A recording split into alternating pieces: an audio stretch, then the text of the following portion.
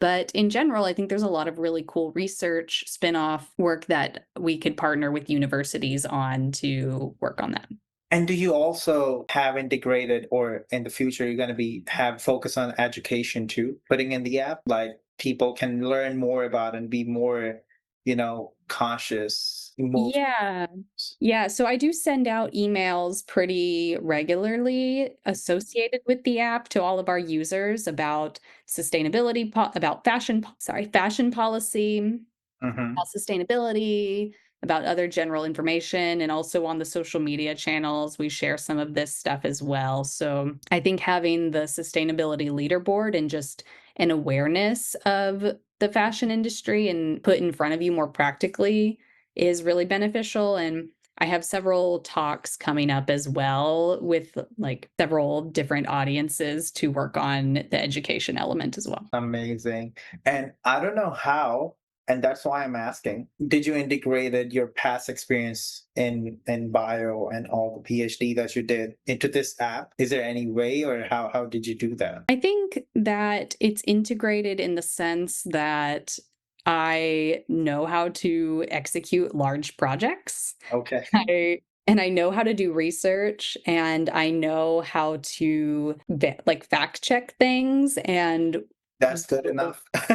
yes. So I think there's a lot of spillover from my work in the government as far as like, project management and understanding research that's not directly my PhD research because when I was there, I was working on in the computer science space actually. So there's a lot of tech and computer science work that I learned through that time that I feel like I'm applying now in my work. Wonderful. Any funny incident that you have while doing this work, or anything with the customers with this community thing? It's a good question. I I think it's been funny how willing people are to try and reach out to me and give me feedback. Okay. People like it's not that easy to find like to give us feedback, through the app or something. People have really gone out of their way to like find us and figure out how to make it work for them. And even though like no one else is in their city yet, and that's really heartwarming to me. Hmm. Maybe not funny, but I'm delighted about it. Oh, no, at least it's good, because in the sense you're getting the feedback, which is the most important thing. And with the actual human being who are using this thing, instead of getting some expert who gonna tell you what to do. Yeah. That's more valuable. Did you ever try it in your city, signing up and do the clothes swapping with somebody else? Yes, I have Not done telling clothes them swap. that I'm the owner. How was how was that? Yes, well, my handle on CommuniTeek is CommuniTeek CEO, so Okay. she knew.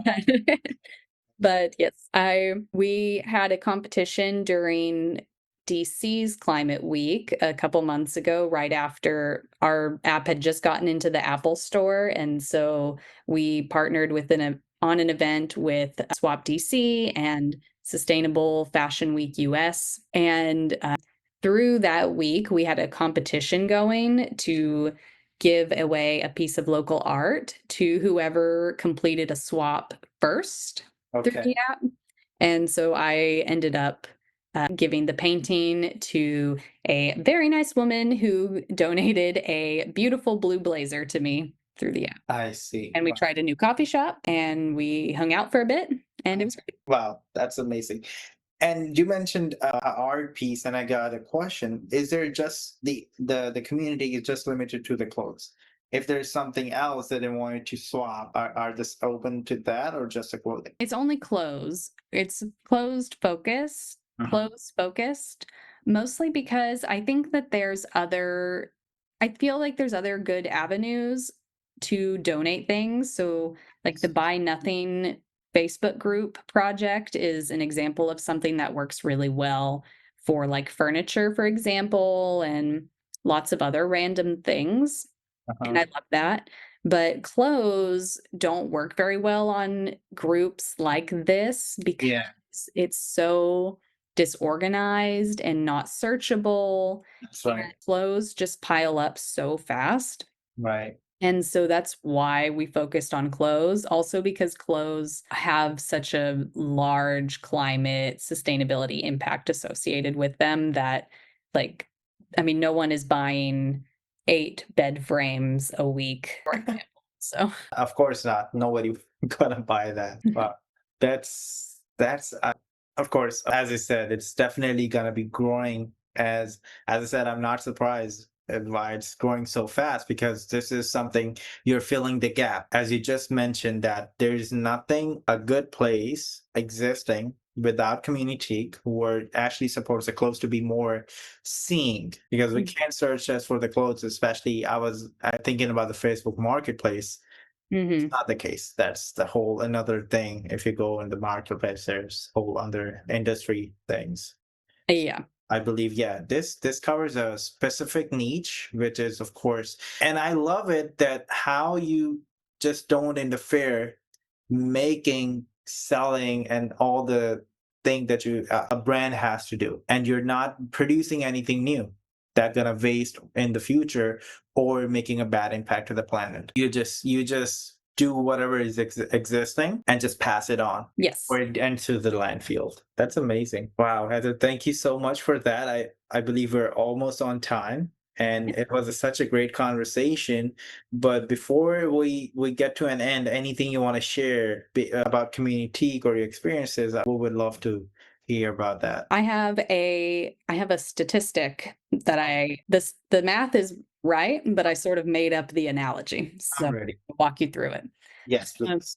so that this is something that, like, I kind of realized through reading various things, and it just sort of I thought was wild. So I if see. you if you took all of the elephants on the planet, Okay. okay, you get all of the elephants that we have total, Okay. put them in one place, Okay.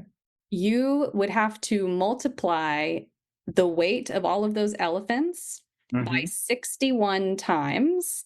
61 times. Yes, Okay. on average, Okay. to get the amount of weight of clothes that we throw away every year.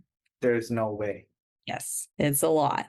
It's, like, a lot. We throw away something like, I believe it's 91 million tons, 92 million tons of clothing every year. And Wow. so if you take What that is. the so 90 like 92 more than 90 million tons of clothes gets thrown away. An elephant weighs between, like, 2 to 7 tons each. I mean, my math is not so good, but I don't think my calculator will be also do it as Yeah, well. yeah.